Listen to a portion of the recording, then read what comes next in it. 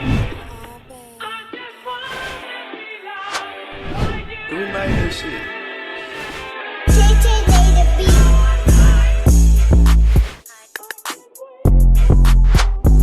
We're gonna move into the next segment of the show where it's called blowing off some steam. And so basically this is where we kind of focus on an issue that's going on or a topic that we feel like we can expound upon, or something that relates to us, and we can kind of let off any anger, or even if it's not anger, any joy or any type of feelings that you have towards it, and catch it. It's called blowing off steam. Steam, stem. So y'all get it. Cool. So Sabra will be leading this. I'll let you go ahead and take that away as well. Thank you. So I was actually kind of inspired by something that Taylor just said not that long ago. So I'm gonna pivot here a little bit. When you said like feeling like the honor and the pressure of like being like the only in our respective fields, that got me to thinking like, yeah, it's nice. And there is like all of this. Sometimes I just wish that I didn't have to be the representative. I wish we had that same level of autonomy as other people when it comes to like our race. Like, no other, Rebecca, for example, and your interactions with her don't leave you with impressions about her entire race. It just, usually. So yeah, I don't know. That just got me to thinking. I really wish we lived in a society that didn't judge us based off of singular people. But yeah, I feel you on that. I'm sorry, but yeah, I think about that every day. Yeah, every day. So it's like, even just growing up from the things that my parents taught me, you know what I'm saying? There's certain things that, I cannot do.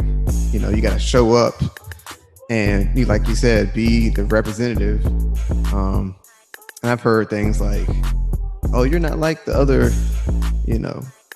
black folks or whatever. And it's like, yes, what y'all talking about? Like, anyways, but yeah, I completely feel that, because it's just something that I think about every day, especially being in a predominantly white field.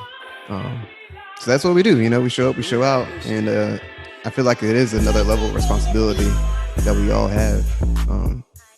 So you just gotta put your best foot forward. I think it's interesting you brought this up, because I had a conversation with somebody how a lot of these companies and universities, they keep talking about diversity and inclusion. I'm like, but all they're really doing is just increasing numbers. So it's like you're getting diversity, but we don't feel included. There's no inclusion. We don't feel heard, we don't feel seen, we don't necessarily feel welcomed or included, right? Like, you give me a seat at the table, but it's just like, where's my plate? Like I want the appetizer too, I want the entree too, so it's difficult. I actually had a discussion with one of my female Black students the other day, because she's a dual degree student, and so she takes a few years at her home institution and comes to this school to get 2 degrees. And so she was saying how she was just so disappointed how there aren't any Black students, Black professors, and she's just so upset, like, there's no Black professors, I don't have any Black professors, and my other school have Black professors, and I was like, well, one, this is a private school, so it's smaller, and it's an engineering program, so it's really small. I'm like, but 2, I said, look around your classroom, because the class she was in is it's a big class. It was like 100 students. I said, out of 100 students, how many Black people did you see? And so she looked around. She was like, well, it's probably like 3 of us. I said, so out of 100 students, it's 3 of y'all majoring in this major. I said, how many of y'all gonna get the PhD and actually go back and teach? I said, how many of y'all gonna stand in front of that classroom, take the pay cut? Because we always want to go work in industry or work for the government, make the 6 figures. I said, so take the pay cut. How many of y'all gonna go back and teach in academia to be that person? She said, dang. She said, thanks for putting it into perspective. I said, you're not gonna be there. Like, you're not taking it, you're not doing it. So it's difficult, But yeah, we go through it every day. Yeah. And I think about like, I completely agree. And even with Sabril, like the whole idea of us like sometimes having to show up as like representatives for our entire the Black experience. I just really push against that. Like, I do not exist to educate anybody about my experience. And I really in academia, because like y'all read, like I get it in corporate. I'm not making an excuse. I'm just saying in academia specifically, everyone's supposed to be like these, well-educated, learned people. So why don't you go learn about my experience? The same way you read your articles about your work, you could spend 10, 15 minutes reading articles, evidence-based about like the Black the Black experience for engineering students, or the experience for Black engineering students. You could do a lot. And so I really struggle when it's like, well, tell me how you feel. Like, I'm not here to give you trauma porn. I'm here to learn, do my work, and then you can educate yourself, because that's what you do all day. So that's my little. Yes, I'm with you 100%. I encounter that with the world every day. Because interacting with different people, I'm like, I'm not here to tell you or to educate you. Like, that's not my job. If you want to learn, you can, like you said, you can pick up a book, read an article. I mean, when I want to learn something, that's what I do. So and I agree with all y'all. How do y'all feel about people that do kind of like, they read the book, but then they still don't understand, or that like for instance, okay, they read the book, but then they kind of take it too far. Like, they think they know everything at that point. Like, for instance, have y'all watched Atlanta, or have y'all seen Atlanta? The episode, I think it was season 2, when, yes, the Juneteenth celebration, where it was the white dude who was married to the Black lady, but it was almost like he felt like he knew everything, right?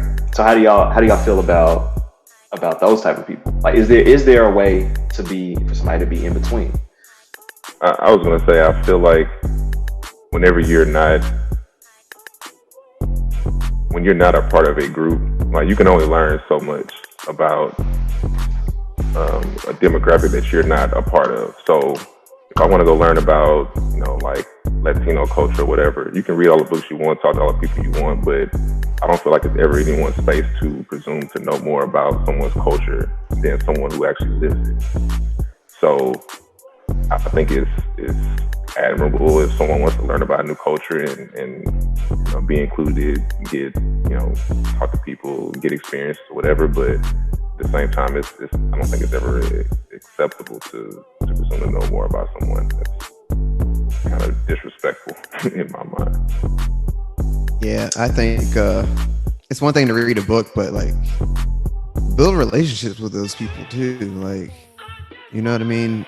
Actually be a part of it, and then you can have some the closest thing to, like, shared experiences. But even still, you can't just act like you know everything about that particular group or culture when you're not really a part of it. I really try to judge people off their intentions sometimes. Right. Because I think the intentions are pure. Like, they mean well, and hopefully with those people you have the relationships where you be like, hold on, like, you read this book, but you can't, like, you can't say every Black experience, because every Black person isn't the same. So although they may read the books, they may read the literature, they may have seen the documentaries, they still don't know how you feel about this certain thing, because your experience is unique, right? Everyone has a unique experience. Personally, though, I don't hang out with that many people outside my race that much. And it's just a choice that I make. Because a lot of times when I see stuff like that, it's almost cringy for me. And so it's like, I know they mean well, so it's like, I'm not trying to, but it's like, it's cringy for me. It's like, I hate to see it. And so it was like, instead of me getting an attitude or being upset about it, I'm just like, I just remove myself. Because with stuff like that, it's just like, it's just I can't stand it, to be honest. I got you. Yeah. I mean, I think one of the biggest things is that as Black people, we are not monolithic. And I think that's been said several times, but it really is like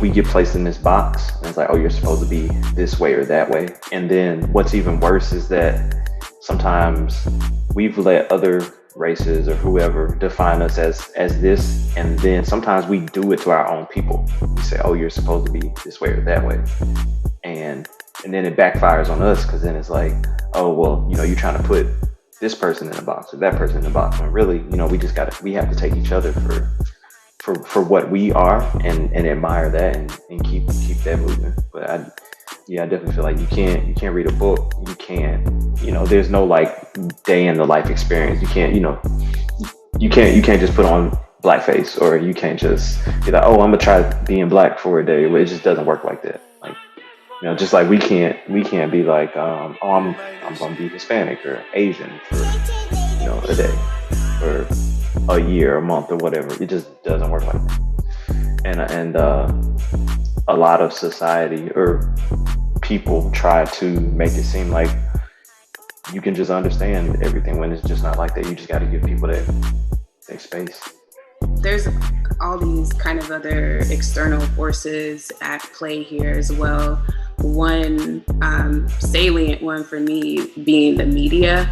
A lot of people have never even met Black people before. A lot of people don't have any kind of contact with even American-born people. Like, a lot of them don't even have contact with Black people. So a lot of the context that they get about us is from the media, and the media, we all know it perpetuates these stereotypes about us. And there's a theory called cultivation theory that states basically the information that people receive from the TV, they believe it to be true and real. And so when they perceive it to be real, that's how they will act out in the world. So when they come out into the world, they're thinking that what they're seeing on TV is real. And so they see a Black person rob somebody on TV, they think they're gonna be robbed, and so they'll be like super like anxious around you. But these types of things, like, they affect us in real life. So what I find like really kind of like empowering, and I'm really hopeful, is that a lot of Black creatives are taking our narratives back, and like Issa Rae, Lena Waithe, Justin Simien, and telling like all these different types of Black stories. That's definitely something that has always poses like a big issue in society, or period. Like people viewing us one way and it actually being a completely different way, or not falling into a category that somebody wants you to. And I think it's really important, that us here, and everybody else, that watches this or whatever, that they really realize that we've got to be the example, to the youth coming up. Okay, we don't have to be in this box that they try to put us in. We don't have to do the same thing that they want us to do. I think it's that's really my biggest reason for wanting to be in STEAM, in STEM. Even though sometimes, like, if I'm at work, I'm like, oh yeah, I can't keep doing this, or I'm tired of this, or I'm tired of that. But then it's like, man, I have to show somebody else that they don't necessarily have to stay in a box. Even in STEM or STEAM, you don't have to stay in what you're doing. You can use your talents to do several other things, and that's really like the biggest point. Like, I understand, everything that's going on. I understand stuff that's going on in classes, at work, or whatever. But that doesn't necessarily mean that you were enjoyed, or that's what you were called to do. It might be a vehicle to something else. And I don't know if y'all can relate to that or not, but I know I can. Yeah, definitely. Yeah. So just to piggyback off of what Brill said earlier, that's why there's been a lot of controversy, like, with the media and movies, and like the roles Black people usually play in those films, and all that stuff, because we're not just like one type of people, and that's why it was so important when Obama got elected as president, because it's like, what, Black man president? Man, A&T 2008 was crazy when he got elected. I know it was like that around the world, but yeah, that experience was incredible to see someone like us be in that position. So it's not like we're not just playing that role as a gangbanger, you know, slinging drugs and stuff. It's like we can do other stuff, and all that stuff needs to be portrayed. And just like James, like you were saying, and there's days at work where we're just like, man, I can't do this. Yeah, I can't do this today, man. But it's like, it's bigger than us at the end of the day. And because we are such a limited group in the fields that we're in, we always have to have that in the back of our mind, because there's going to be someone that's looking up to us and following up behind us. And so we got to represent that. And I think that's important. And just like James, like, that's part of the reason why I'm still doing what I'm doing now, because I know like someone's got to represent that this can actually happen, and this could work, and this could be a future for us. So Yeah, definitely. Who made this shit?